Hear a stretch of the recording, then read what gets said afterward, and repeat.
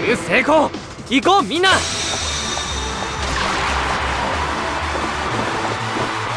準備はいいかな。当然でしょ。カルネージフォーム。ハリウッド的に決めるわよ。Hey everyone, welcome back to my next video. So, I'm here to talk about Tokyo Mirage Sessions.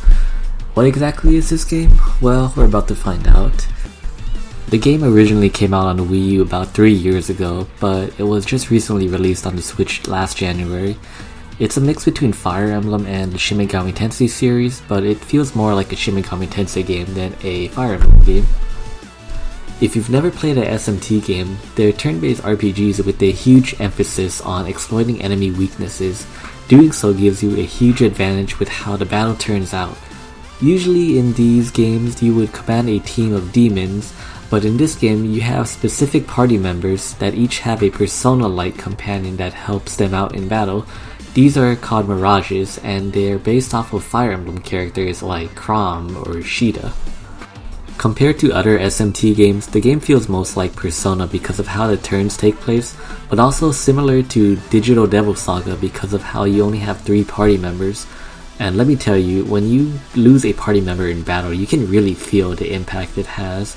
Having only 2 party members to survive with can be really challenging when facing a boss. When hitting an enemy's weakness, you enter what's called a session. In these sessions, your party members will join in to attack after you. It's how you'll be making random encounters go by faster, or how you'll be taking bits of an enemy's HP down. These are very flashy and give the game its personality, and I honestly love it. I never get tired of watching these characters wail on an enemy.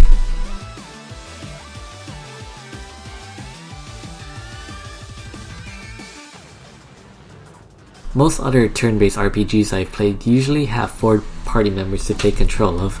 With TMS, only 3 members can be active at a time during combat. It can be really stressful at times when you fall in battle, and if you don't revive them fast enough, the rest of your party members can get wiped out pretty fast. This is also not the type of game where you can only use a few party members. Everyone needs to be leveled up because of the enemies you'll face. They'll each have their own weaknesses, and certain party members excel at certain skills than others. It's important to know your party composition in battle. Fortunately, you can switch party members out in combat anytime without wasting a turn besides your main character. You need to know enemy weaknesses and even your own resistances to turn the odds in your favor. And let me tell you, this game is no joke. It's hard.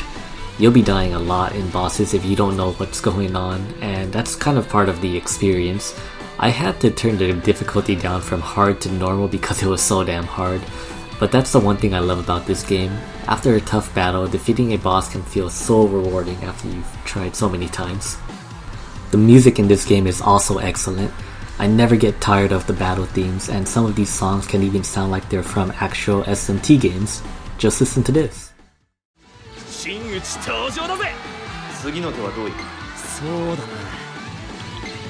な。やってみねえとわからねえ。まずは俺が今だ。絶対決めるね。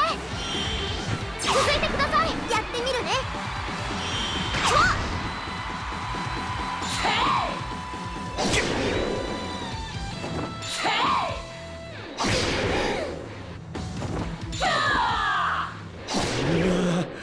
マジかよ。Another reason why I like these games is because there's no calendar systems, unlike in the Persona games. Because there's no calendar system, you can pretty much grind whenever you want, go out of dungeons whenever you want, and just do side stories when you please. It's really nice when you don't have a game mechanic that's forcing you to do all these things within a certain amount of time, so it's pretty refreshing that you don't have to worry about that. You are going to be doing a bit of grinding before you fight bosses, but you're also going to want to do these side stories that each character has to offer. Some of the side stories can be as simple as finding an item or a location within the game, or some also have you challenging new bosses that you wouldn't encounter in the main story. They also reveal a bit more of each character's personality, or what their goal is in the entertainment industry. Some stories are better than others, but they're all still great to go through. You usually do get a new skill going through these side stories as well, so they're worth going through. Even though I love this game, it still has a few problems, and one of those is that there's no subtitles during battles. Unless you speak Japanese, you won't understand anything these characters are saying. It doesn't matter that much, but it's still something that bothers me. It would have been nice if they added subtitles to the Switch version. I'm also someone who prefers to play with the English dub instead of the Japanese dub, and this game is only in Japanese. It would have been nice if they added English options to these characters. We did get a glimpse of this in the Fire Emblem Heroes game, but nothing was added in here. Call me Ellie, okay? That's what they'll call me in Hollywood. Arja can be a bit gross, but she's a great partner regardless. I'm Tsubasa Oribe, age 18. I'm an idol with Fortuna Entertainment, and I'm giving it all I've got.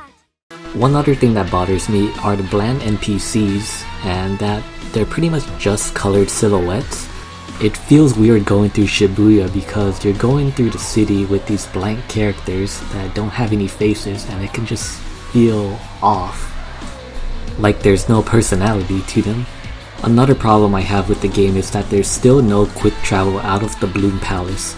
The Bloom Palace is where you'll be making your weapons in the game, so whenever you get some items in a dungeon, you can fast travel to that area, make your weapons, and be done, but you cannot fast travel back to the dungeon that you were just in, so you have to go out into the main area, go back into the dungeon, and hopefully you're able to get back to the same spot that you were in when you left.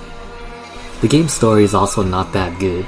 It can feel cheesy and uninteresting at times, which is a shame because I do like this cast of characters, but they don't shine as bright as they do in the main story compared to the side stories of the game. Now, to get the elephant out the room, the censorship. The censorship is really not that bad as people online are making it out to be. There is one chapter of the game that changes the context of the plot because it has to do with how some of these characters are dressed. It feels a little odd, but it never really bothered me that much.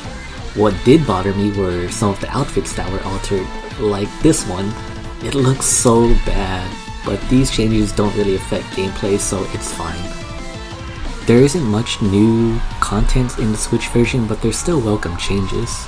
Transitions to battles are much faster, which only take about a couple seconds compared to the Wii U, which took about 7 or 8 seconds. You can now speed through sessions, which can save a lot of time when you're going through dungeons. And there's now these EX chapters that offer a little bit more insight to some of these characters. Within these EX chapters, you'll be going through small dungeons, and within these dungeons, you'll be able to find some costumes. Some of these costumes are pretty cool, like this Joker costume or this Demonica suit. All the DLC that was released on the Wii U is packaged in the Switch version. These DLC packs included places to level up your characters and costume packs. The only thing I believe that's missing from here is the Beach DLC that released in the Japanese version of the Wii U, but I'm about 20 hours in the game so far and I haven't seen anyone talk about it online, so I can probably say that it's not on this version, which admittedly sucks, but doesn't really change much about my opinion on the game. Oh, and you can also give Tsubasa glasses for some reason. So, should you pick this game up? Well, it depends. If you like turn-based RPGs, this is a solid pickup. The game is hard, but never feels impossible to get through. This game is also a good entry point if you want to get into the SMT series. I also love the cast of characters it introduces to you, and the game oozes with personality. I think this game is still worth playing through today, even with all the vast RPGs out on the Switch right now. This game will keep SMT fans occupied until Atlus finally releases Shin Megami Tensei 5 for the Switch. Who knows when that will come out. However, if you played the Wii U version of the game, there really isn't much incentive to pick this one up, even with the newly added additions. That's gonna be it so far, but if you enjoyed what you watched, please consider liking, commenting, or subscribing to my channel. If you know anyone who loves RPGs, share this video with them. Until next time, later.